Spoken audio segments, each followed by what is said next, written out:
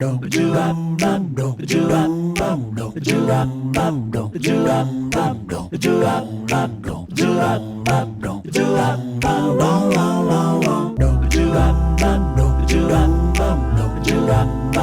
start this? Should we throw him a Christmas Carol? Yeah. Okay. 1, 2, 3, 4. 'Tis the season to be jolly. Fa la la la la la la la la. Don we now are gay. Fa la la la la la la la la. I gotta be honest, that was maybe the one Christmas Carol that I probably would not know any of the lyrics to. No, I don't know that one at all. But 'tis the mother beep season. Happy Christmas, Merry Christmas, Happy Holidays, Happy New Year. Happy Christmas, Father Christmas. Lucas's grandma is from South Africa, so she always says, Happy Father Christmas. It's Father Christmas over there. Yeah, so I hope you guys all had a beautiful Christmas. I am so excited for the holiday season, and honestly, I'm excited for the new year. I feel like this year went really, it was a really long year, but it went really fast, but I'm really jazzed about what's going to be happening in 2024. Yeah, I'm jazzed too. Yeah. Jazzed. It's a good word. I don't think I've ever heard you say that word ever. Yeah, I've written that word before, but I don't think it's ever come out of my mouth either. But yeah, this year has been great. A lot of great things happened this year, but as every year, they just come and go. I know. 2024 is going to be a good one. I'm really excited for it. And I wonder if we're going to be those people who, like, my parents will be like, yeah, 1997 was the year summer 1997, I did this, and this. Like, I don't know if I'm going to be like that. Yeah, it's kind of funny that you mentioned that. I do notice that often. Every kind of older person you speak to, they know the year that everything happened. Yeah. Dude, I couldn't even tell you any of that. I know.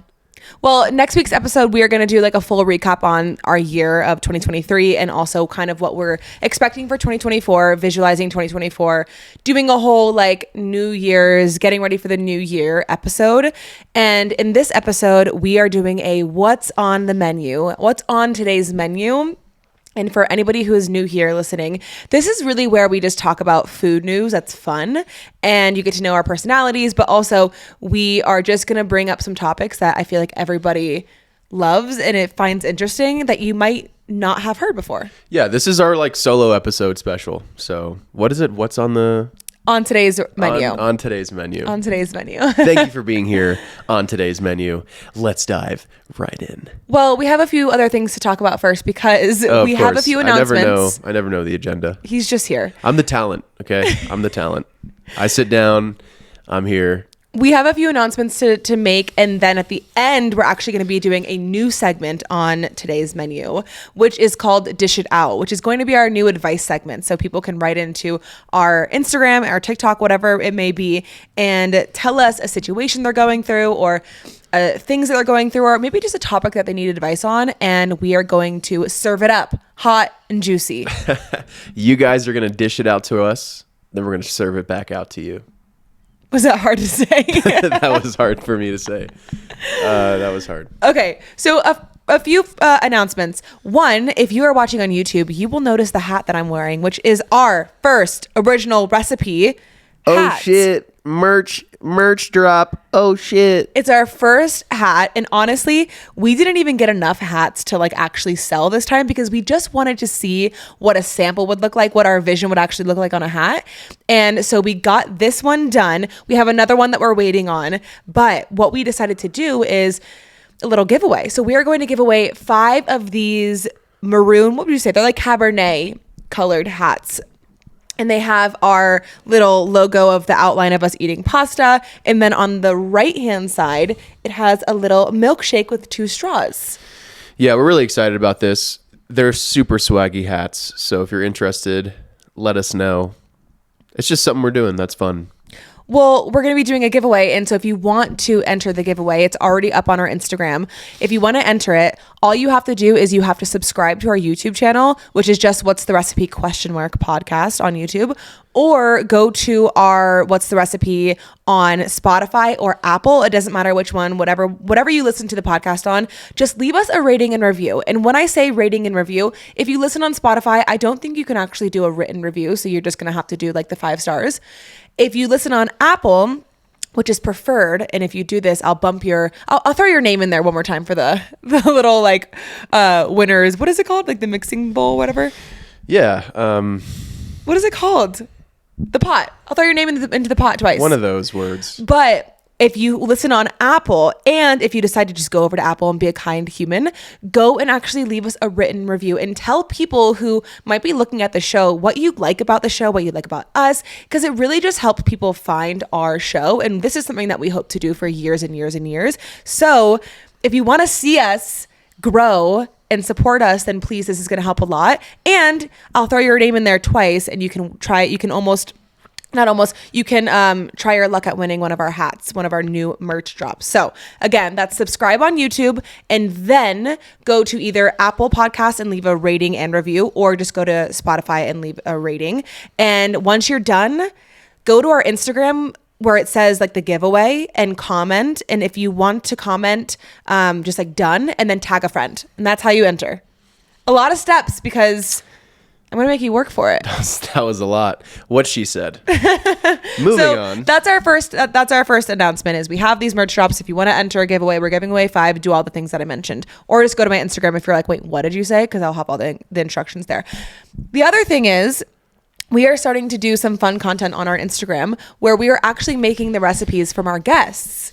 Yeah, that's really fun. So whenever we have guests nowadays, we really want to understand, because everyone eats, right? Because if you don't, I hope you do. You'll sort of die. We really want to understand what people's favorite recipes are, and food that is super close to their heart, and we want to make these dishes, right? So we've got a couple that are coming out that we're excited about. The first sort of time we've done this was with Amanda's parents, was with Chris and Amy, and they had this classic recipe, this classic dish that Amanda and I have eaten many, many times at your grandmother's family dinners. Shout out Grandma Sally. This is her recipe, but it's something that's very close to Chris and Amy's heart, and that is goulash, right? Goulash, which if you don't know what goulash is, it's kind of like an upgraded hamburger helper. And we not only make the goulash, we make it with their signature Italian salad, which is literally just like, just go watch our Instagram. It's already up there. You'll see what I mean. Just think of like hamburger helper, elbow pasta, ground beef, but rather than, I've never actually had hamburger helper or opened up the box. I think it's like a packet. You haven't? It's got to be a packet that you add to a... Yeah. So it's essentially like you making hamburger helper from scratch. Kind of, right? Yeah. Meat, it's like half ground beef, half sausage. Then you add like your spices, you add tomatoes, you add we don't need the whole spiel because they'll look on Instagram. No, I know. But the one thing I wanted to add, there's French onion dip in there too. Yes. It's like very involved, but it's very tasty. Beware for the next day because you will smell like goulash. Yeah. If you just know what make I sure mean. the day after you wear pants that are fireproof. They don't, fire resistant. Yeah, fire resistant. They don't catch from toxic fumes that are protruding from your butthole. Anyways, we'll move on. But yeah, we did like a little, because your dad loves his little side Italian salad with the feta cheese and the garlic bread. So we did it. We recorded it. Super fun. So have you posted that? It's going to be live when this episode goes out. Okay, cool. So check that out. So again, whenever we interview a guest, we're going to ask them like, what's your go-to recipe, whether it's something that you always make or that's been in your family for a while. And so we're going to start to actually make those recipes and post the recipes for you guys too, because again, this is What's the Recipe. I want you to come to this show learning about successful people's recipe to success, whether it's in career or relationships. But also I want you to learn some recipes that you can add to your weekly dinner repertoire. So this is for you guys. Yeah. Shout out goulash that we actually made a lot of. So yeah, we did. Kids will eat that for dinner tonight. Yeah, they will. Okay. So getting into our episode today, again, this isn't on today's menu. And what we're going to talk about is a few little things in the food world and just like about food in general, just fun articles that we found and things that we think are interesting to talk about. And can I start? Sure. Because I feel like 'tis the season, we're in the holidays, and you know what that means when it comes to drinks and Starbucks and all that kind of jazz. Your seasonal coffee drinks. Your pumpkin spice latte, your chocolate mint candy cane flavors. What are your thoughts on that? Are you ordering those? Are you trying them? Do you appreciate them? Are you like, cannot wait until this is over? What I appreciate is the festiveness. I appreciate companies and businesses and brick and mortars participating in the holiday festivities. And so I love like a little, seasonal spice blend. But what I don't appreciate about these drinks is they're probably filled with like 80 grams of sugar, and it doesn't make me feel great. And also, I've tried to be a pumpkin spice latte girly my whole life, and it just doesn't hit for me. I can't drink it. I will say, when I see the pumpkin spice, flavors being advertised, it makes me feel like it's holiday season, which I do appreciate. But yeah, I think what comes with that is like a super sugary drink that is kind of over the top. But I will say, when we go to these small coffee shops that make their own flavors and actually don't rely on said sugars and all that kind of jazz, I am always getting their seasonal flavors. Like there was this one coffee shop, Corvus Coffee, that I really like. It's so expensive, but it has really good espresso. They had like an autumn latte that they made from scratch, and that I got you that. Yeah, that was delicious. There's also this little coffee shop that we stopped by in Boulder that they had their own pumpkin spiced iced latte. Which one? We were there with Isabel? Yeah, with Isabel. Boxcar? Yeah, Boxcar. They did. Yeah, Boxcar had a pumpkin spice, and I was like 100% doing it. Was it good? It was phenomenal. You didn't even tell me this. I would have had a taste. Yeah, it was phenomenal. I think I did tell you this. Your memory is just terrible. No, I don't think you told me, because I would have tasted it. Yeah, so I think seasonal drinks, be fun.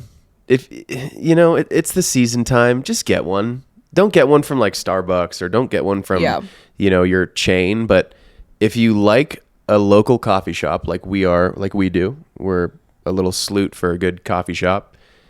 They took time to create said seasonal flavors, so trust them. One might add that they probably took the entire year until the season to work on these blends.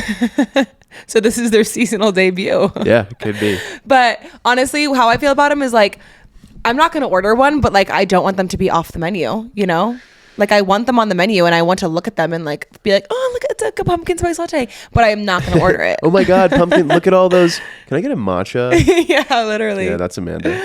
Also, you are so like, you don't give a fuck about seasonal, because you get iced year round.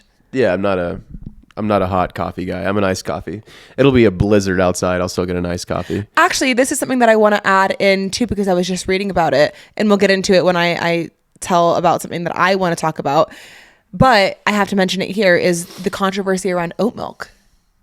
There's a lot of controversy around oat milk. I mean, I don't know. Oat milk went from being king to not anymore? Because it's really high in sugar. Is it? Yeah. As I sip my oat milk latte? I mean, I do an oat milk matcha every single day. And honestly, I might change that up, because it is a lot of sugar. Like oats, if you think about it, oats is pure glucose. It's literally sugar, and that's basically like sugar water. You know what I mean? Nice. And it's so funny, because I think back to when Lennox stopped breastfeeding. I literally switched him to oat milk. Yeah, you did. Maybe that's why he's so hyper. He bounced off the walls. Yeah, I mean, I kind of fluctuate between oat milk and whole milk. I still love whole milk. I'm still a big whole milk guy. Oh, actually, you know what I think I'm going to start doing? Getting some raw milk, because there's this gal who lives in Denver who was talking to me about raw milk, and I was like, do you have a plug? And because raw milk in Colorado, you cannot buy it in the stores. It's like illegal. I don't think you can buy it anywhere in the stores. Yeah, no, not in the stores, but in certain states. No, in certain states you can. Really? Yeah, I think so. I think it's like a federal thing. You should look it up. But anyway, this girl was like, yeah, I drink raw milk, and I have a raw milk plug. And I was like, oh my gosh, that's amazing. Like, what do you feel are the benefits? And she was talking about how her son, who was lactose intolerant, can actually drink this and not have any issues. It's really great for gut health. It's like obviously less inflammatory. It's better for the environment. I mean, also too, you just get to connect with like the cows, you know, like you get to go and see the cows that are actually the cows that are producing the milk that you're drinking, which I think anytime that you can actually put like a hand or like put your eyes on the thing that you're eating, I mean, you can't beat that, you know? Yeah. I mean, it's not like illegal to drink, obviously, but I don't think through the FDA, like a grocery store can just sell straight up raw milk. The girl said that she also experiences less breakouts, feeling like she's getting more nutrition out of the milk consumption. And then again, her kid was lactose intolerant, and now he can like literally drink that milk and not have any issues or food issues. Yeah, at the federal level, the FDA bans the interstate sale of or distribution of raw milk. Why? I think it could be just a health hazard, you know. Well, it's not pasteurized, that's why. So it does pose a bigger risk for like bacteria. However, when you pasteurize milk, you kill all of the good bacteria that is in the milk. Yeah, I'm here for it. I mean, we live in a state where, I mean, Colorado, we're a very interesting place. So, yeah, let me get some of that raw milk. Yeah, so we should do that, honestly. Yeah, I do always see a lot of health benefits to raw milk. There's that one physician on Instagram that like I fucking love. Gary Brecka? No, not Gary Brecka. The other guy that's big into food. Mark Amen? Dr. Amen. Is it Dr. Amen? Dr. Hyman. Might be him. Mark Hyman? Mark Hyman. Yeah. Daniel Amen. That's the brain guy. He does like brain scans. No, I want to do that. It's not Mark Hyman. It's another guy. Okay, well. He's all over my feed too, but I love him. I think he has great stuff. And he talks about raw milk? He's huge into raw milk, raw cheese. Well, because if you think about it, carnivore diet, like he's the man. Well, if you think about it, why are you drinking milk if you're killing all of the bacteria, all of the good and bad bacteria in milk? So you're literally just drinking it for what? This guy, Paul Saladino, MD. You know this guy? No, I've never heard of him. Yeah, you recognize him. No. Really? Oh, he's the shit, man. He's really awesome. I like him a lot. Butter, he's like a big butter fan too. He's, you know. But again, this isn't about the thing. It's about the quality of the thing. Right. You know? It's definitely about the quality of the thing, you know. But he is a huge raw milk. And he's the guy that like, he'll go into the grocery stores and break down like all the ingredients and all that kind of jazz. I like that. So yeah, I'm trying to find. Okay, moving on. Okay, cool. Moving on. Go. Okay. The next thing that I want to bring up, you have to get off your phone for this. Oh, wait, hold up. This is for the people. Amazing for humans. Right. Raw milk is amazing for humans. There are benefits to gut flora, benefits to kids who grow up drinking this, who have less allergy, eczema, and asthma. There are benefits to pregnant mothers, and the nutrients in raw milk are much more preserved than in pasteurized milk. If you are not drinking raw milk, you are missing out. Get some raw milk in your diet, and I think you will notice immediately how valuable this food is for humans. Raw milk. Boom. Yeah. Big raw milk.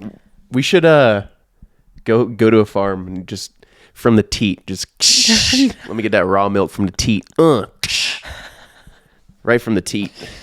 Does it get any rawer than that? I actually said one time that like my wish would be to milk a cow. I would love to milk a cow. Let's go milk some fucking cows, babe. We should vlog it. Let's do it. I'm down. I'm so down to milk a cow. I love cows. By the way, cows are my favorite animal. Yeah, you do like a cow. I love a cow. Okay, anyway, moving on. So I wanted to pull this one because it's relevant and you guys will find out why in the next few weeks. But former Bachelor Ben Higgins moved to Colorado a decade ago, and it's the local restaurants that have helped make it home. He made great friends at Highland Tap and Burger, fulfilled his dream of opening restaurants like Mr. Oso, and the restaurant we know and love, Ashkara. He's a co-founder of Ashkara. Isn't their Boulder location not there anymore? No, but it's in Denver. He's a co-founder of Ashkara. Yeah. That's a great spot. Ashkara. We loved that spot. So I didn't know he owned restaurants outside of coffee shops. Yep. And so he doesn't own a coffee shop. Generous Coffee is a coffee company. It's the coffee, not the shop. You know what I mean? It's like he could sell it in a store. But he has a storefront, right? No. He doesn't have any storefront. No, of it's Generous just Coffee. the coffee. Oh shit. Yeah. And so I think they have like Generous Coffee trucks and carts where they'll go to like a farmer's market or something, but they don't have a storefront. It's just producing the coffee. Right on. But he befriended owner Juan Pedro and eventually partnered with him on opening these two restaurants, Mr. Oso and Ashkara, which are new Michelin Bib Gourmands. So they're not like a Michelin star, but they are. The Bib Gourmand is like the more affordable version of Michelin star. So it's like quality food at an affordable price is what the Bib Gourmand is. That's very exciting. Yeah. And so he's a co-founder. That's awesome. Isn't that cool? Yeah, I love that. I got to pick his brain on that whole process. Damn, And when I have my license one day, maybe we can open up a restaurant together. Well, and it says, if you haven't been to Denver and had Ashkara, it's like, is it Mediterranean? It showcases contemporary Israeli flavors. It is probably one of my favorite restaurants in Denver. Yeah, it's delicious. It's incredible. And so yeah, we had it was the first time I ever ate lion's mane mushroom in a restaurant setting, and that dish fucking blew my socks off. It was unbelievable. Didn't we go there the night that we got married at the courthouse in Boulder? Did we? I think we did. I don't know. And we sat at the bar. I can't remember. Do you even know what our wedding, our marriage anniversary is? Yeah, March 4th. Yeah. Come on now. Don't try me like that. Well, we married for 2 years. We didn't even celebrate our first anniversary because we're still holding out hope that we'll have a wedding. Yeah, we are. For those that don't know, we never had a wedding. We're married, 2 kids, never had a wedding, went straight to the courthouse. We had a wedding planned. We had a wedding on the books. We had a wedding venue picked out. But then Amanda fell unexpectedly pregnant with our second child.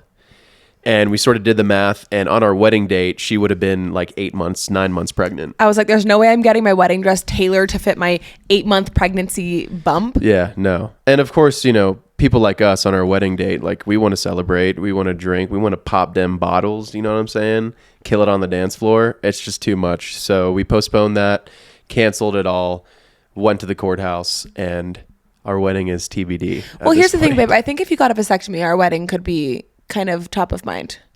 So snip, snip. I'm looking into it. Anyway, I thought that was interesting because Ashkara is like one of our favorite restaurants, and I had no idea that he was a part of it. Yeah, I wish I would have known we were going to talk about that before this podcast, so I could, have more to add here. Well, basically, some of the things that you can expect at Ashkara is hummus, baba ganoush, pita, eggplant, tagine. Yeah, and they have like a carrot dish. It's really delicious. And they have a carrot dish. They have a carrot dish. Well, that's what it says. But anyway. And then Mr. Oso, which I actually went to. It's a Mexican place. I love, by the way, before you move on, baba ganoush. Fucking love that shit. Yeah, underrated. Unbelievable. Very it's underrated. Not underrated. Babe, it's... What I'm saying is people go into the stores and buy store-bought hummus all the time, but they don't grab the baba ganoush. Yeah, but at a restaurant, like a homemade baba ganoush, True. You can't go wrong. But there's another restaurant called Mr. Oso, and if you are in Denver and you haven't been to any of these places, you have to go. Mr. Oso is where I went and met Chandler and Annalie, and for a little before the mom's night thing. It was amazing, and their margaritas were amazing, but like super good food, super good tacos, like really delicious Mexican food. Really Sweet. cool vibe too. Nice. And he's an co-founder in both of these. Love that. Yeah, That's isn't that super cool? exciting. Yeah. Okay, on to the next, which this is kind of like a little bit older of news. December 8th was really when this kind of came out, but we have to talk about it, which is McDonald's opens first Cosmix location, and the menu is wild. Cosmix. So it's McDonald's new sort of menu or restaurant? They were preparing to launch a spin-off restaurant named for the most minor characters from the McDonald Land universe, which I don't even know what McDonald Land universe is. Yeah, they got like that pink, they got that purple person, they have Ronald McDonald, they have like the other characters. Oh, really? Yeah. So Cosmix, which shares its name with a mid-'80s alien robot hybrid that we'd all completely forgotten about. It is basically, let me find the, like, what's it going to be? Let me find the description of it. I mean, I'm a little afraid of It's kind of funny. McDonald's was my New Year's resolution for this year, 2023. Like, of not going to McDonald's anymore because I love McDonald's so much. I would like sneak out and go get a couple of like double cheeseburgers and scarf them down before I got back home and threw away the remnants before Amanda could see or smell it on me. So I was like, yeah, 2023, I gotta stop doing that. And you haven't been to a McDonald's since, have you? I haven't been to one McDonald's this entire year. That's crazy. I know, dude. I know. I've done a couple other fast food just because it really was like, I want to do away with fast food altogether. But specifically McDonald's, I'm going to take the entire year off. And if you don't know me and my background, I became a holistic health coach in 2021. So I am just like so not into fast food. And I've honestly never been a big fast food person. Like I loved Dunkin' Donuts and Chick-fil-A growing up, but that was it. Like I never was into Taco Bell or McDonald's or anything. I just like haven't been into that. And honestly, like I'm not here for fast food. I think it's terrible for you. We definitely had Burger King nights in my household. For sure. My parents didn't feel like, when my parents didn't feel like cooking or...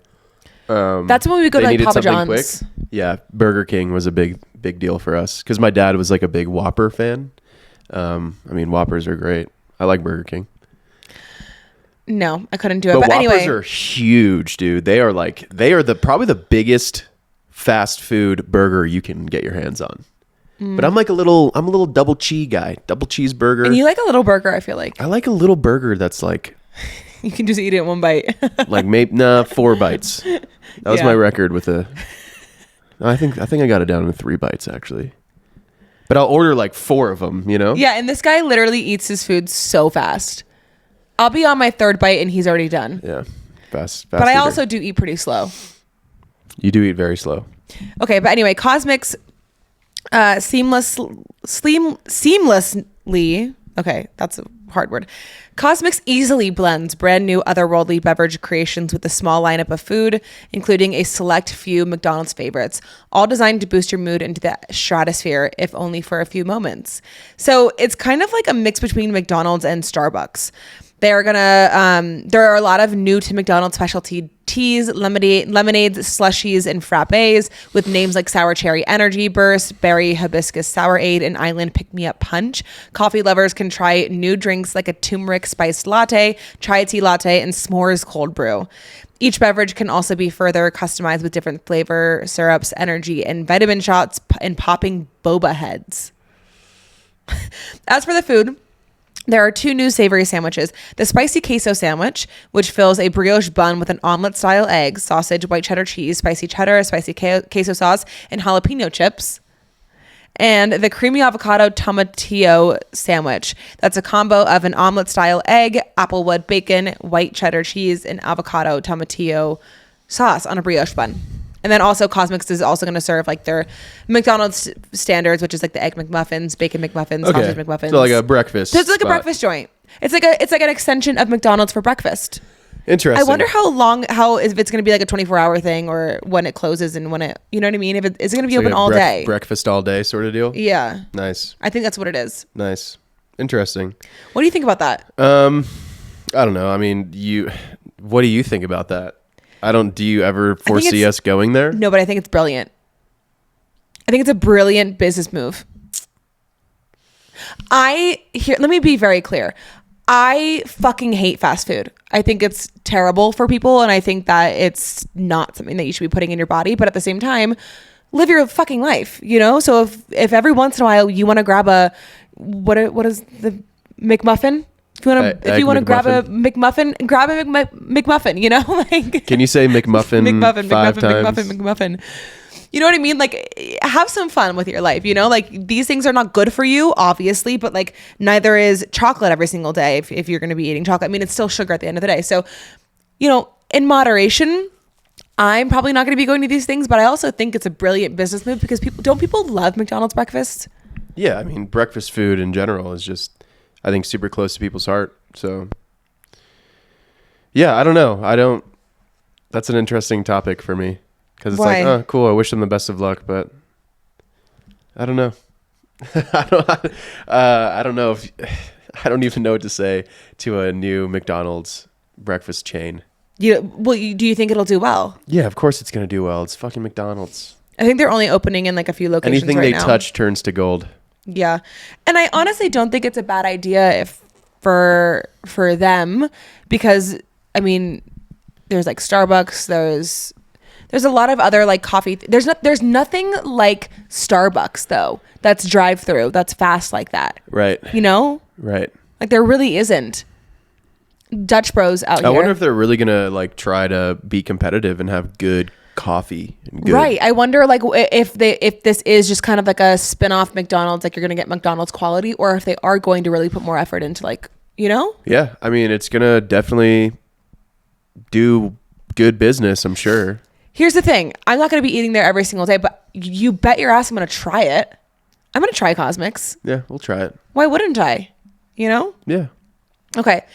The other thing I want to talk about, which is, it's going to kind of spark a larger conversation, I hope. Olivia Rodrigo has an $18 Erewhon smoothie. So do you know what Erewhon is? It's like a really expensive grocery store, right? Yes. And you know how they do collabs with celebrities? For sure. Like they did a Hailey Bieber smoothie. They Yeah. did an Emma Chamberlain one. They did a Skinny Confidential pink drink. Like all of these things. Mm-hmm. And the thing is these drinks are like $17 to $20. I mean, you're walking into Erewhon knowing you're about to drop a bag. So make it $20. Fuck it, Olivia Rodrigo. Make it 20. And so what I love about this, so it's a gut-friendly smoothie that plays on her song Good For You, and then her album is Guts, so it says Good For Your Guts. That's like what it's called, which I think is like brilliant branding. Yeah, it is. But also, I want to read the ingredients that are in this smoothie, and I want you to tell me if you drink it. Okay. So, and the branding is super cute. Like they do a really good job with the branding, but it is Health Aids pomegranate kombucha, which is just kombucha, like pomegranate kombucha. Interesting in a freaking smoothie. I don't know if I like that. Oat milk, sea buckthorn puree, gut support is just like a supplement gut support, epic protein chocolate maca, organic honey, cacao powder, a fruit blend of strawberries, mangoes, blueberries, avocado, acai, dates, and coconut whip. What do you think? Yeah, I mean, I'd try it. It's like a fruity with a touch of chocolate. What do you think about these though? Like, what do you think about the whole culture of the smoothies and like all of these ingredients in it? And I respect it. I mean, I think Erewhon I think that's a brilliant marketing tactic, honestly. I mean, Erewhon is known for being super expensive. Maybe not just like, I don't know, is the quality of Erewhon, can you get like the same shit from another? No, not really. No? So here's the other thing. This girl who wrote this article, she said, in my opinion, $18 makes sense because she went on Erewhon's online store and you can buy everything that's in the smoothie at the store. And she put everything that they put in the smoothie in her cart. Obviously, these are like bigger portions because, you know, like whatever. And the total came out to $213. Yeah. So, wow. I mean, it makes sense. She's like, if you break down the ingredients, which is a $14 or 14 ingredient drink, the cost breakdown is about $1.29 for an ingredient. Yeah, I mean, look, Erewhon is known for that sort of bougie grocery experience. And the fact that they're collabing with celebrities, especially big artists like Olivia Rodrigo, all the power to them. I mean, that's great. I think it's a great marketing move. And I'm sure the smoothie's tasty. I don't know how I feel about kombucha in a smoothie. Is it going to be carbonated? No, I'm sure it's not a whole bunch of kombucha. Like, well, here's what's interesting is they claim that there are 40,000 monthly sales of Hailey Bieber's smoothie alone. that's wild. 40,000. How much is her smoothie? I think it's somewhere between the $17 to $20 range. What's 40,000 times the low end 17? Let's see. 40. I don't know if I believe that. 40,000 of the smoothies a month. They do have more locations. Yeah, that's Almost $1 million. $680,000 a month on a single smoothie being sold. Yeah. You're doing it well, Erewhon. It is a really great marketing tactic. Yeah, for sure. But it's funny because this girl consulted like a dietitian and said, is this actually good for your gut? And the dietitian basically was like, there are a lot of good things in here, but I'm concerned about the sugar intake in this. especially with oat milk. And then that sparked the conversation of oat milk, because oat milk is just pure glucose. So yeah, she's saying that it can spike glucose levels and become inflammatory and kind of offset literally what this is about, which is your gut health. Right. Interesting. But I'm going to be first in line for that Olivia Rodrigo smoothie. If I was get you over to LA. If I was in LA, like, I love that idea. Yeah, I think it's great. I also think it's a great way to get people interested in health. You know what I mean? Like, if they love Olivia Rodrigo, they love Hailey Bieber, they love Lauren Bostic, like, but they are not super into health, and then they drink the smoothie and they're like, oh, what's actually in this? And then they look and they're like, oh, whoa, cool. I think it's a great way to get a different demographic into the store and into health. You're not wrong. Yeah. Yeah. Okay, the last thing I want to talk about before we get into our dish it out, which is kind of funny, it's like more of just like a funny one that I think you'd laugh at. Astronauts just found a tomato that was missing for 8 months in space. Hell yeah. Was it just like floating around doing its own thing in the like International Space Station? Yeah. Just being a tomato, fucking shit up, tomatoing it up. So this guy, something Rubio, was among the ISS team who worked on a project called Veg 05. Why can't they just call it like a vegetable project? Veg 05. Veg 05. An experiment into how or if red robin tomatoes could grow in space. After a 100-day growth period, the inch-long tomatoes were harvested. The astronauts were allowed to... inch-long tomatoes? That's a small fucking tomato, bro. Uh-huh. The astronauts were allowed to examine them, but they could not eat them due to potential for fungal contamination. Rubio's samples tomatoes somehow floated off in the low-gravity environment and wasn't found before his year-plus mission ended. So what's funny about this is... Bless you. That tomato said, we gotta go. Now's our chance. What's funny is this guy was teased about eating the missing tomato. Oh, he got shit for that. He's like, no, guys, I swear. Yeah. They were like, yeah, people were thinking that he ate it. And so his name has finally been cleared. But that is hilarious. He says, he was, so basically why it got lost was they were doing, I'm assuming they were doing like a Zoom call or whatever with a group of kids, because he says that he was doing an event with kids, school kids, and he thought it would be cool to show them like the tomato. And so he put it in a Ziploc and he said, I was pretty confident that I Velcroed it where I was supposed to Velcro it. And then I came back and it was gone. He said he spent 18 to 20 hours looking for the tomato in the sprawling square footage of the ISS, which is roughly the size of a 6-bedroom house. Hopefully somebody will find it someday, some little shriveled thing in a Ziploc bag. But then they found it. Wow. Right before his years-long thing. That tomato made its move. Isn't that so funny? Yeah. I wonder how many times they just kind of passed it. They said that they don't really know where and when it was found, like where in the spaceship it was found, which would have been funny. But also, when I first read this title, I thought it literally meant like in space, like this tomato was just chilling in space, like not on the spaceship. They went on a secret tomato finding mission. Yeah. Oh man. Do you know about like the International Space Station? No, anything space freaks me the fuck out, so I just avoid. It's like a huge, 6-bedroom house sized research facility going like 1,000 miles per hour. Yeah, so they orbited Earth 5,900 times when he was on it. Yeah, it's just insane. It's a big ass thing with like solar panels all around it. And like astronauts go do, like deployments. Astronaut things. Yeah. So he was there for 371 days. But what does that do to a person's body? Like your physical body? What does it do to you? They have little gyms there where you like strap in to like a bike and shit. Uh-huh. To like, because I think like the negative gravity really can fuck with. It's like staying in bed for 365 days. Yeah. And then trying to get out of bed and walk. But I really do wonder what that actually does. That would be something interesting to read up on, is what it does. Like if an astronaut goes to the doctor before they leave and then after, like what's different about their... Yeah, but I think, by now they definitely, through their routine of the day, every day they're doing like active stuff in the ISS's gym. What are they just like doing?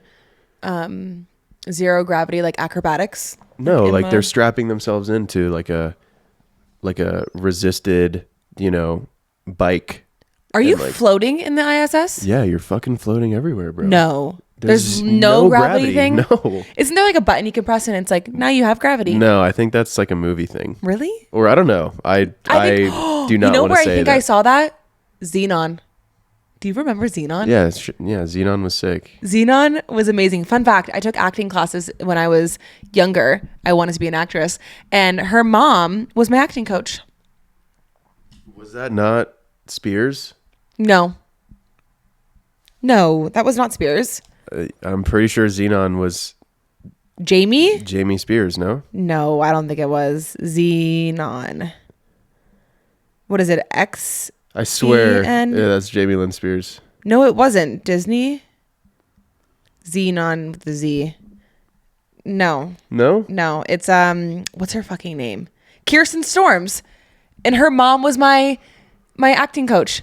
Something Storm. Why didn't you go move forward with that? I think I actually... Did you not have what it takes? Did you not have the I think it I factor? remember... No, I think I remember I did an acting camp with her.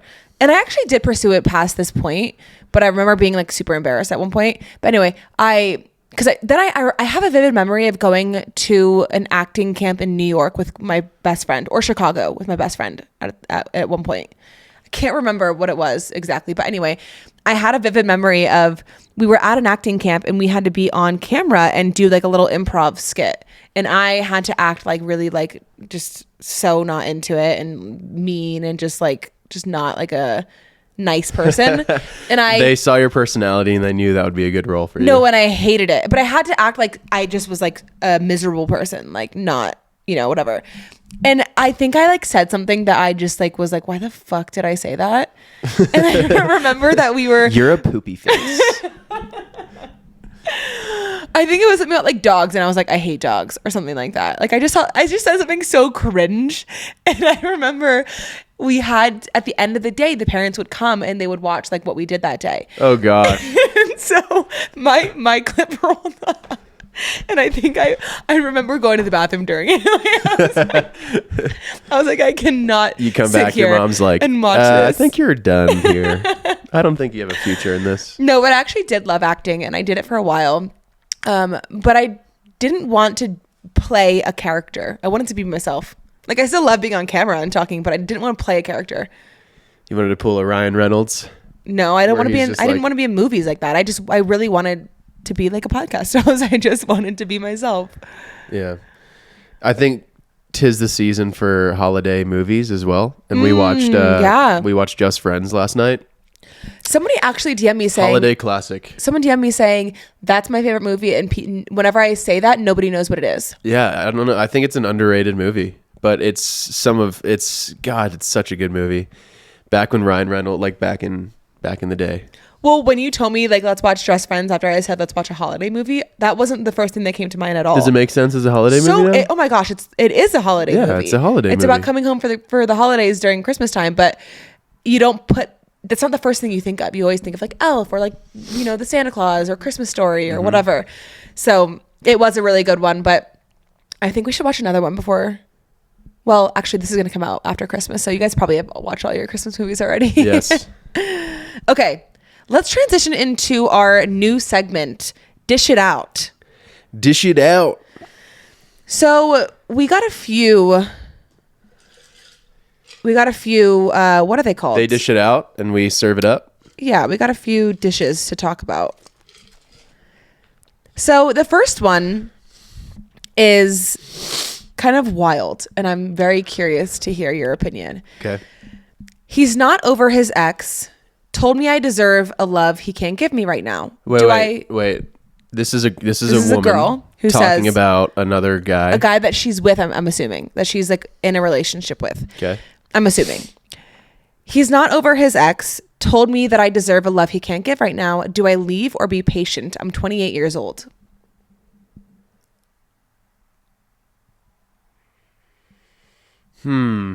That's interesting. 28 years old. I think it's important to really digest what she's looking for in her point of life right now. I mean, she's like, because she mentioned she's 28, does that mean she wants to find a husband? Does she want to have kids? And if so, you don't want to be wasting your time with a dude that wishes you were somebody else, in my opinion.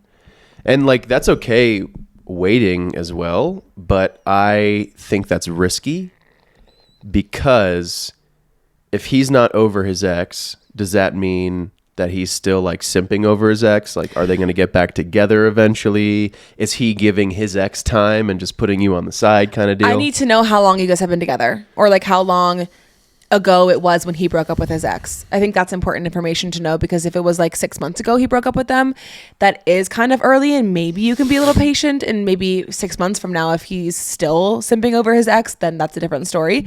But if this is like they haven't been together for, you know, a year at this point and he's still not over his ex, then that's not a situation to stay in.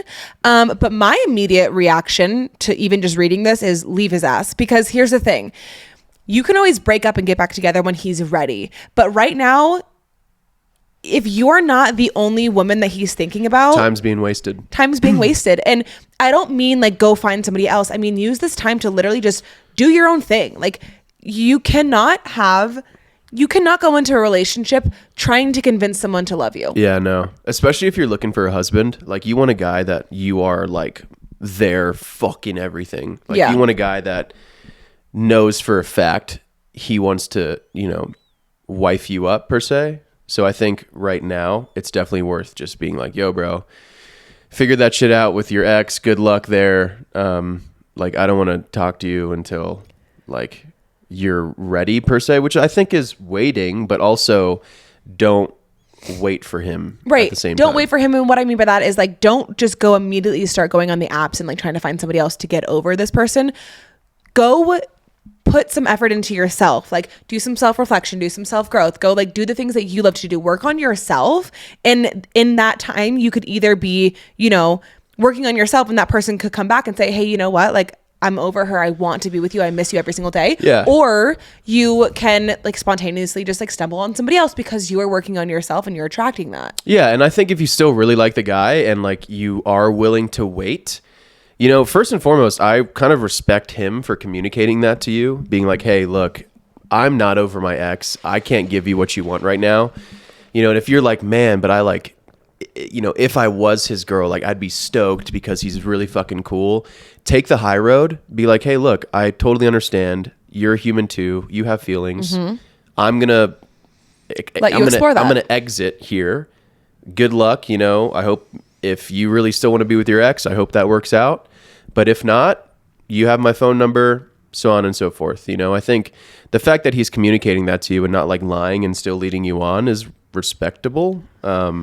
So, and I think a guy can really appreciate a girl like accepting their feelings and being like cool and real about it. So if you're like, hey, look, I totally get it, you know, but like, I'm not going to have sex with you, and like, let's just end this thing and, you know, hit me up maybe in the future. But I think it's healthy for you to just get out of that situation. Well, I also think it's telling that he came to you and said that he can't give you the love that you deserve, which I feel like is kind of his way of saying, please leave me. Yeah. You know what I mean? Like, I think him telling you this, I don't think he's man enough to be like, I can't be in this relationship because I'm still hung up on my ex. So he's kind of giving you, like, he's putting the ball in your court and hoping that you end it. Yeah, that's which a fancy I think is way kind of of a fucking pussy move to begin with. That's a fancy way of saying it's not you, it's me, you know? Right. It's like, I can't give you so what you deserve. I don't really like this guy. I'm just going to be real with you, because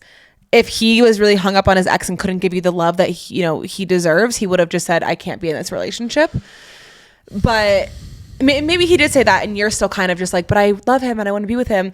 Whatever the case is, I don't think it's a situation where you guys need to be together right now. That's not to say that it could happen later on or not, but, you know, get out of the relationship, work on yourself, and maybe in the long run it'll be him or it'll be somebody else. But I'm curious, Lucas, for you, because we broke up and we were exes at a point, And I know that neither of us really got into another relationship, but I know that you kind of were dating girls in a way.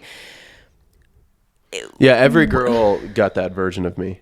Every girl got like the I'm not over my ex. Like, I can't give you what you want. Right. So what did you do?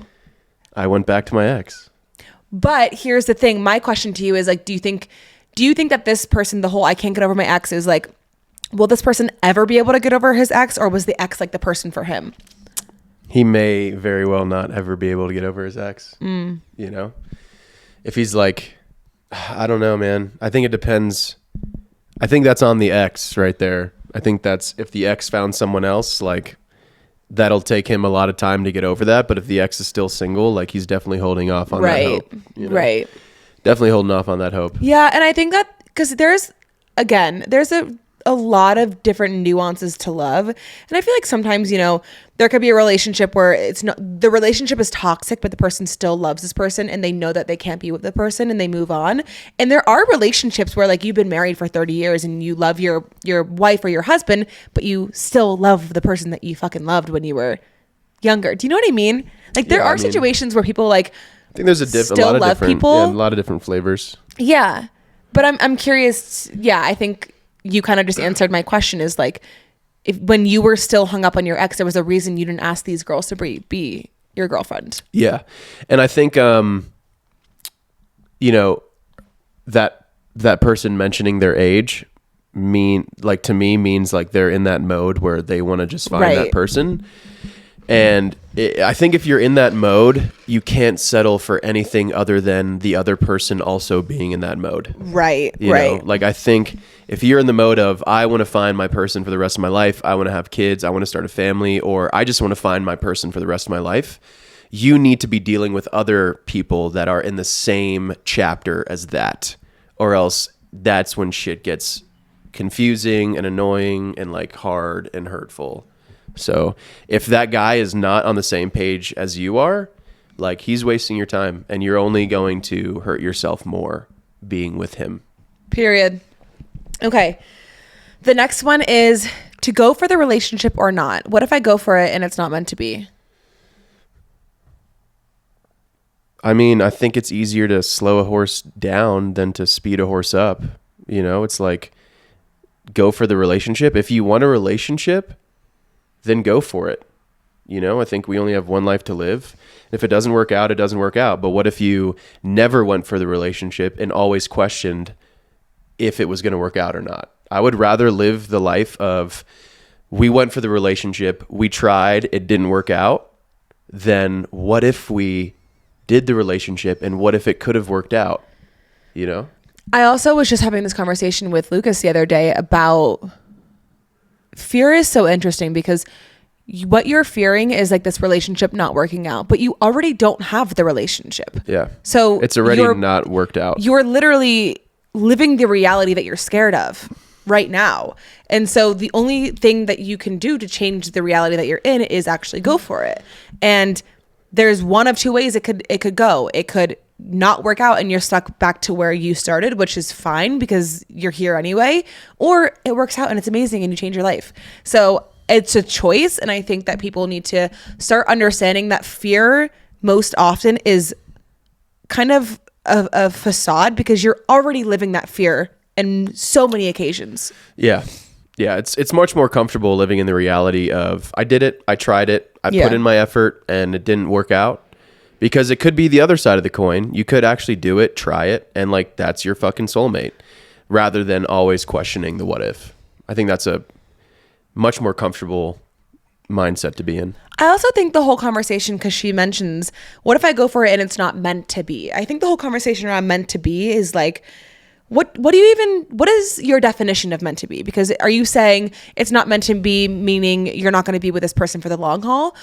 Or it's not meant to be, meaning it doesn't work out? Because what I think about is like, even if this doesn't end up being the person that you marry, it was meant to be for the time being, you know? It was meant to be, if you go for the relationship and you guys start dating and whatever, but then you break up, it was clearly meant to be for the time being. And so I feel like the whole conversation of meant to be, it's just kind of a way to psych yourself out from actually going for it. Yeah, I agree. And I think it's worth it to sit with what your definition of meant to be is. Okay. The next one is also kind of crazy, and it's somebody that we know and love. And she says, when you decide to move to New York and then you meet the love of your life after being single for 1,000,000 years and you haven't told him that you're moving yet. So she is living in Denver and she decides she wants to move to New York. But before she's going to New York, she meets the love of her life in Denver. And she's been single for 1,000,000 years, which means she doesn't want to be single anymore. Yep. You know? And she hasn't told him she's moving. What should she do? You want to tell him as soon as possible that you're moving to New York. Oh man. I think it's so funny that she it's so funny that she hasn't even told him yet, because he's probably gonna be like, what? What do you mean? When was this decided, you know? Yeah, I think it's man, she said love of her life, which is a bold statement. Yeah, that's a bold ass statement. Can I tell you what I think? Yeah. I think you need to tell him, and you need to still go to New York.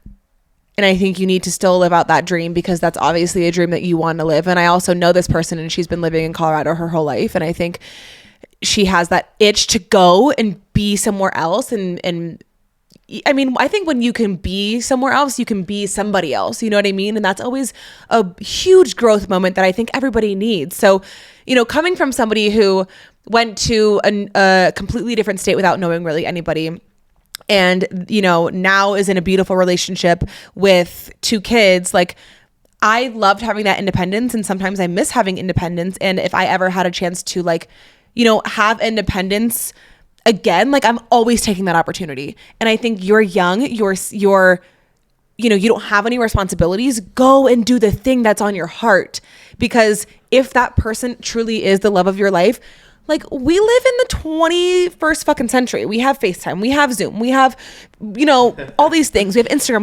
We can communicate with one another in different locations. It's not that deep. And I think if this is the love of your life, it will withstand distance. Yeah, but I say fuck that. I'm such a romantic in this kind of... He's like, I would sit there and rip up my plane ticket and say, I'm not going to New York anymore. I would have a conversation, and, you know... If you're super confident that this guy feels the same way about you, I think that's what you need to understand first and foremost. Does this guy also think or feel that you're the love of his life? Even if you guys like haven't been together for a while and it's like super crazy spark and all of that kind of jazz, I think it's totally worth, because you haven't told him that you're moving yet. So I think it's worth sitting down, going on a date, and being like, look, dude, I love you. I've been single for a long time, and you are just a human being that I fucking want to be with because you're amazing. And this is what I think about you. But I have something on the horizon that I've been really scared to tell you, because our relationship kind of sprung up, and I am, you know, you totally knocked me off my feet, and I don't know what to do here. So I really need to gain your pulse on what you think about this, and be like, you know, before we met, I had my heart set on moving to New York, and whatever, maybe I signed a lease or so on and so forth. Like, what are your thoughts? You know, and just, I think it's, and then just kind of shut up and see what he reciprocates. If he's like, oh my gosh, I feel the same way. Like, you are incredible. Like, I love you too. You know, he could either say, it's okay that you're moving to New York, let's make it work. Or like, what does he have going on in his life? What if he's like, well, fuck, I'll move to New York too. You know, you never know. Or right. If he's, I think it's okay if he moves to New York too. I don't think it's okay if you stay in Colorado, because here's the thing. If you choose to sacrifice something that you want, something that's on your heart, you are going to go into this relationship with the philosophy in his mind that you are willing to sacrifice things for his sake. That's not okay. That's not okay to base the foundation of your relationship off of, like, I will do anything and everything for this person and give up my dreams for this person. I don't fuck with that. And so what I would say is go to New York, because again, you could go to New York for 3 months and be like, fuck, I miss this person. I don't even like it here. I want to move back home. Yeah, you need to go and taste it, because if you don't, here's the thing. Here's the other thing about relationships that people don't fucking talk about is there is a real honeymoon phase. You're going to have a honeymoon phase, whatever, but then it's going to kind of, simmer down, and you're going to be in this relationship with somebody that like you love, but it's not going to be as exciting as it used to be. And then you're sitting here being like, okay, wait, for the last 6 months, I was wrapped up in this relationship and this other person. Now I'm kind of coming out of that and being like, who the fuck am I? Oh, fuck. I gave up my dream that I wanted to do. Yeah, I don't think I definitely agree with you on moving to New York. If that's the plan, that's what you want to do, move to New York. But also, if you're in a point of your life where like, I want to find a boyfriend, I'm fucking tired of being single. Like, I really want to invest myself into this person. Like, I really want to start, cultivating a relationship with another human being. Like, I'm fucking tired of being by myself. Like, I think a lot of people our age at 25, 26, 27 are really at that point of their life where for a long time they've been doing the single scene, but like, they're like, fuck, dude, I want to share my goddamn life with somebody. Tell him that, communicate that, and say, how are we going to make this work? Because I want to be with you. I think of you as the love of my life. I'm moving to New York. What are your thoughts in making this work, and how are we going to do this? Because I'm not going to take an answer of us breaking up. I want to stay together. That's what I want to do. I don't want us to go our separate ways. How are we going to make this work? Are we going to do long distance? Are you going to move to New York with me? Because I'm not staying here. So what are you going to do? And then he may be like, I don't think I feel the same way about you that you feel about me. That's good. You need to know that. That fucking sucks. That's heartbreaking.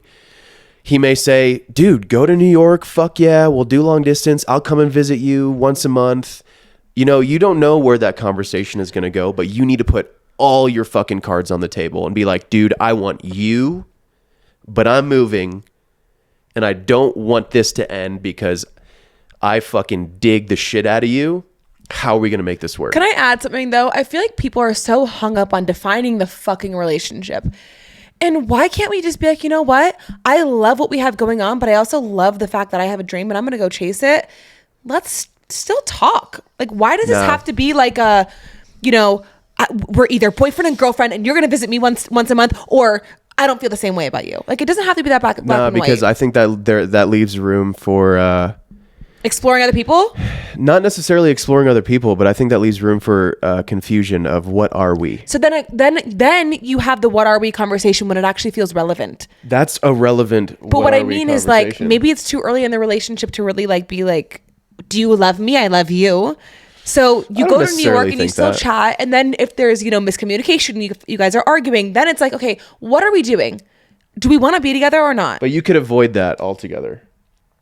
I am a big fan of, I don't like that whole weird phase. Like, if you guys fucking like each other and you're at the point of your life where like, I don't want to be with anybody else, I want a boyfriend or a girlfriend, like, you need to sit them down and be like, I want to make this serious. I want to make this exclusive. I don't want us to question what we are, what we're doing. Like, I want you and you only. Let's make this a thing. Like, I love the, do you want to be my girlfriend or do you want to be my boyfriend, or be my girlfriend, be my boyfriend? Because like, one day I want to get married and get engaged and have a family and have kids, and I want to do it with you. So let's start this now. Let's do this. Yeah. I mean, I don't disagree with you. I don't disagree with you. I just think that you need to feel out the situation. I think people get so caught up in their own head and they overcomplicate it and they overthink things. I think that happens when it's not established what the fuck you guys are. I agree with you, but I think what I'm saying is like, people overcomplicate and overthink even having the conversation. So what I'm saying is, go hang out with this person, and if it's on your heart to fucking just have a conversation, have it. God, and that's such a like fucking romantic conversation too. I love that shit. Just sitting down. Like, can I be there? Can I be there? Just sitting down and be like, dude, you have rocked my world. I think you're the fucking bomb. And like, I don't want to be single anymore. I want this to be a thing. Like, I want to be yours. I want you to be mine, but I'm moving. What are your thoughts? He's going to cry. Meet me halfway. He's literally going to cry over here. I'm not going to cry. But I think that's special. I think it's really special meeting that person. Because I get it. I have a lot of friends who are looking for that person, man, and they're fucking miserable. I have a lot of friends that are like, dude, what you have, you know, you're married with the kids. I really want that for myself. I want to meet this girl. I want to meet a partner. Like, if you meet that person, don't let them go. Like, I don't know. I think I have a controversial opinion on that. I don't think you can fucking look for that person. I really don't. I think it'll come to you. And I think that if it's not coming to you, then you're looking too hard. I mean, maybe this person came to her. Oh, he definitely did. But what I'm saying is I think just the conversation, this is not even talking about the situation that we just talked about, is the conversation around like, I'm looking for that person. Stop fucking looking then. And I know it's like the most annoying thing to say is like, don't look for that person. What do you mean? That's not going to come for me. And it is so annoying, but I really don't think you can look for the person. I think it's just going to come to you. I don't disagree with that. Okay, the last dish it out is someone says, I need advice on dating in Denver. All of this is relationship advice. It is. All of it is relationship advice, which I think is so funny. But I think it's funny too with this one because she says, I need advice dating in Denver or just any city with a bad dating culture. And I think it's so funny that people ask us about dating because like we haven't dated and like I haven't dated anybody in like 10 years.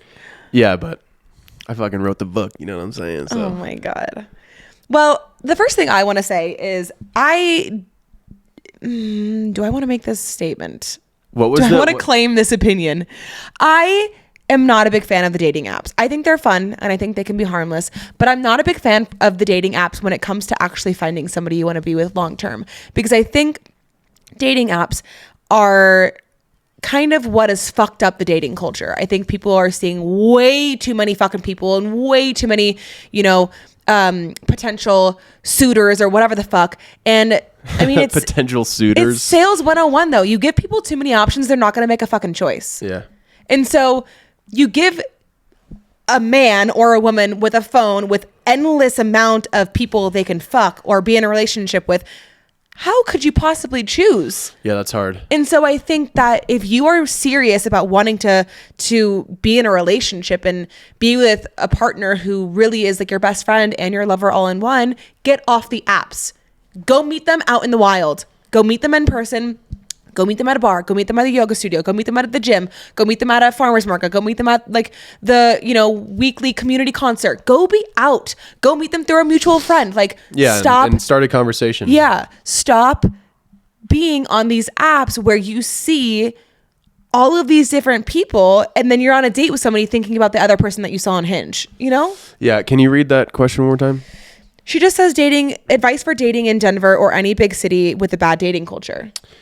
Yeah, I think you just don't succumb to the bad dating culture. You do the exact opposite, right? I think if you're like in a point of your life where you're super open to date and like find someone who you think is cool, I agree with staying off the apps, because if you meet someone on an app, that means they like swiped left, or is it left or right? I think swipe right is that you like them. Oh, well, whatever. That means, they swiped on you, but they also swiped on like, 7 or 8 other people. So I'll tell you right now, as a guy, when a guy is out, at a bar or in a public setting and a woman comes up to them and like takes what she wants and likes, starts a conversation, super sexy. That's awesome, because I think guys are like on this weird caution mode where even if they see a woman that's like attractive, I think a lot of guys maybe won't go up to her because they may think that she's getting the total like wrong idea. So if you're... Can I just add to that? I think that modern day feminism and dating apps and cancel culture has like killed chivalry and like masculinity. Men actually like feeling like they can go up to a woman and say, hey, I think you're beautiful and I would love to buy you a drink, or like I would love to sit down and... That's how you get laid 101 right there, by the way. I think modern day feminism, and I'm not going to even elaborate. If that pisses somebody off, fine, I don't care. I think modern day feminism and cancel culture and fucking the apps has killed men being hot ass fucking men. And obviously we're talking about like heterosexuality right here. We're not really talking about like, other forms of relationships, but like I think it has. And I think that, again, I don't think this has to stem within heterosexuality. I think I'm talking about like for women and men specifically, men who want to date women and women who want to date men. I think that women you know, they don't want men who are too forward and too whatever, but at the same time, they don't want to go up to men at a bar.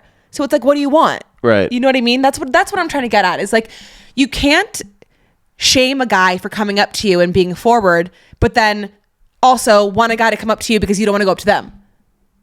It doesn't make any sense to me. Yeah. Yeah, I think getting out of like the weird dating culture is like creating your own style of dating, which is being a human being. You know, if you see a guy that you think is super cute at the bar, you gotta walk up to him. You know, if you like his style, if you like something about him, you go up to him and you tell him. And I think he'll find that to be really attractive and be like, who is this girl who has the confidence to come up to me and compliment me? I want to get to know her a little bit. I'm also curious what the bad dating culture is, because I don't know what the dating culture is outside of like the apps. So I'm curious if it's like, when by bad dating culture you mean, oh, I can only go to the bar to find a guy, or I can only go on a first date at a place where we're getting drinks. You know, if that's the case, like take alcohol out of it. Go somewhere that's not even a thing, you know? Yeah, I agree. What would you say if you were single in 2023, 2024, and you did not want to be on the apps and you hated the dating culture, but you wanted to find somebody, where would you go? I would or where would you start? I would start at places that I'm at a lot, like the gym, probably. You know, if I like wanted a girlfriend that was like-minded, I like to work out, I would probably start a conversation with a girl at the gym. Yeah, I like that. I think the other thing that I would do, where I would probably start, is with my friends. I would hang out with my friends and their mutual friends, like their friends of friends, or like their boyfriend's friends. Like I think that if you have friends that, I mean, obviously your friends are like-minded, right? And your friends' friends are probably going to be people that you also like too. So that's a great way to be like, okay, I have an established like community and I have kind of already a rapport with this person because I have a mutual friend. I think that's a great way to find someone too. Yeah, I think I totally agree with you. Yeah. House parties, I think, are great. You know, get out of like maybe the bar or club scene, go to a house party. Yeah. Put yourself out there, you know, leave your house or apartment, just step out. Yeah. Step out on the town and start conversations, organic, real conversations. And that can be as simple as complimenting, you know, what they're wearing, you know. I'm like trying to envision if we didn't meet how we met and we met at a bar in 2023, like what would go down? Like I'm trying to envision what I would do if I saw you at a bar.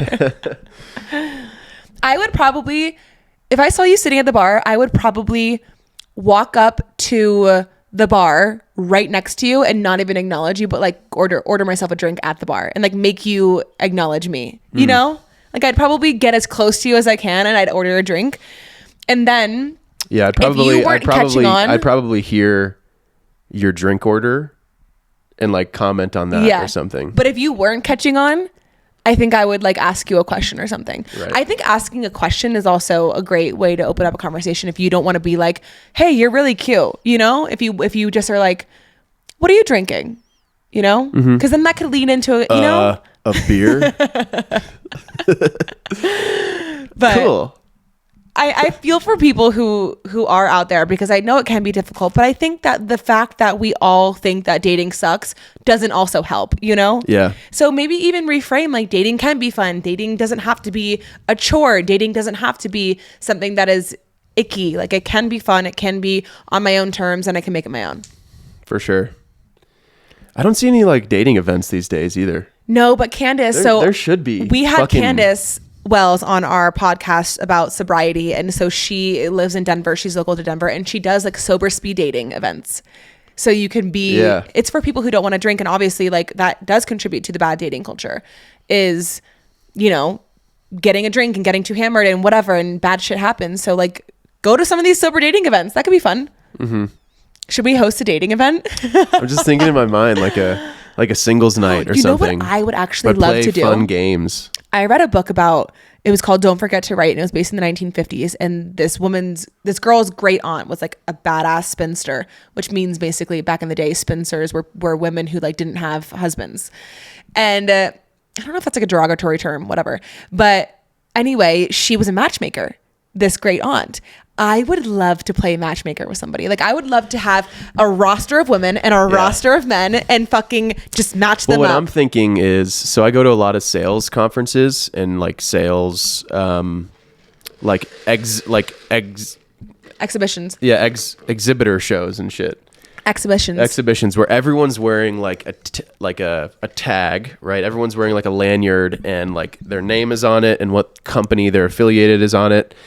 But also people can attach like fun little things too, like things that like they're into, you know, things that outside of work, like a fun fact. Yeah, like I enjoy biking, I enjoy working out, I am a foodie. Yeah. You know, like what, like a singles event where everyone's wearing like, you know, a name tag as well as little fun things that they're interested in, and then like they see a guy with like, or a guy sees a girl with like similar interests, and then they start a conversation on that. But I still think that's a little tacky? too. No, I don't think it's tacky. I think it's still, there's a barrier to entry there, because who's going to go up to the person first? Still, the biggest thing with dating, Well, that's why you don't make it so you have a host. You have a host. But what I who think you should shuts do, everybody I think up. what you should do is you should have everyone sit down and you literally have to talk to the person across from you. Yeah, or you have a host that it's not just like a smorgasbord and there's like drinking and loud music and like you have a host says, everyone shut the fuck up For like 10 minutes, talk to, I want you to find someone who, one, you think is attractive, and two, has two things in common or one thing in common, and I want you to have a conversation. See, no, I think it almost has No? to be, I think it almost has to be like people are going to this not knowing exactly that it is a dating like event, you know? But then you'll have people who aren't looking for, then you'll have people who aren't looking for That's not a necessarily relationship. true. You have to sign, the only way you can sign up is if you're single. Like, I think you obviously people know that it's going to be a situation where they can date. I disagree. But they need to not think it's a dating thing, because you need to disarm people. People need to be disarmed to actually be able to go into it like they are themselves. There are a lot of people out there right now, man, that are like single and looking for to mingle. Looking to not mingle anymore, looking to like actually be in a relationship. So you have an event that it's singles only, and this is like singles only, looking for a partner, ? You're in a room of all very like-minded people who are all, because you don't want to like create heartbreak here. No, I agree with you, but you know what I think we should do instead of the whole name tag thing is I think you should have a long table where, and again, I think ahead of time, like, okay, so I have a friend named Emily Merrill, and what she does is she does networking events where she takes the guesswork out of networking, meaning she will have you submit a bio and like some things about yourself before you go to this event, and she will match you up with people she thinks are good resources for you, whether that you can collaborate with them or you have something in common, whatever. So she'll match you up with like 3 people. You have people that you will talk to, and you don't get to pick, they're just matched for you. I think that's good in business. I don't think that's good in dating, because you don't want to be like funneled to like the people around you. No. I'm not saying we funnel people like they know. I'm saying we know. Like, we match people ahead of time so we know that like who would fuck with each other. And if people need a little nudge, we can like nudge them a little bit. You know what I mean? But can I finish? Because my whole vision was you sit people down at a long table, and girls and boys on one side, whatever. We're talking heterosexuality right here. And basically, why do you keep adding that in? Because like, it doesn't have to be girls, and it could be fucking gays and lesbians and well, it can be, but not everyone. But I'm saying like, if I like food and you like food, but like you like boys and I like boys, like you have a name tag that says, I would be wearing a name tag that says I like boys. Oh, true. Okay, yeah. That's true. You know, okay, that's why you then. cannot, that's one, way too much effort on the host. But I was thinking more so like you find a way to incorporate, we're not really strangers into it. Like where people are picking cards and they're getting to know each other. No. He's been shooting down all of my creative ideas lately. No, I haven't. Yeah, you have. Mine are just better. But yeah, you're right. Because I was thinking about how do you like get people into a room. Yeah. No, you're right. That would probably be the best way to do it. Yeah, of course. I am right. Yeah. Should we do that? That'd be fun. That'd Girls, be really guys, fun. Gays. I would love that. The and whole then shebang. It's all about like you know, what We should do that. We should do that at our house. What you tag to your name tag, you know, it's like, and then the host needs to do a good job of facilitating everything, because people will be afraid. But if they're like, you know, host needs to like shut everybody up and say, I think that we would be great wing women and wingmen's. Yeah. Like, I think we would be the perfect people to do that. That'd be fun. You hear about the state of Colorado releasing wolves into the western slope? You hear about that? Why is this relevant? I just thought we should change the subject. Wait, I actually did hear about this being on a ballot. Are you for or against that? I don't know what that does. I have no knowledge just of to that. Bring a species that was in Colorado before back into Colorado. I don't know. I'd have to know what the impacts are. The impacts are like, so there's a lot of like ranchers that are very opposed to it, because wolves, they kill for like pleasure. They kill for game. They don't kill to like eat all the time. And apparently it's like a huge threat on like livestock and cattle. What about like humans? Well, yeah, humans as well, and like domestic animals and shit. But there's like a whole argument, and there's a lot of controversy around it right now in the state of Colorado, where they've already released like 10 wolves. Yeah. Really? In like the steamboat Where are they area. getting these wolves? They're getting them from Oregon. Yeah. Getting them from Oregon and then releasing them in Colorado. Well, it's not going to affect us because we're in the Front Range.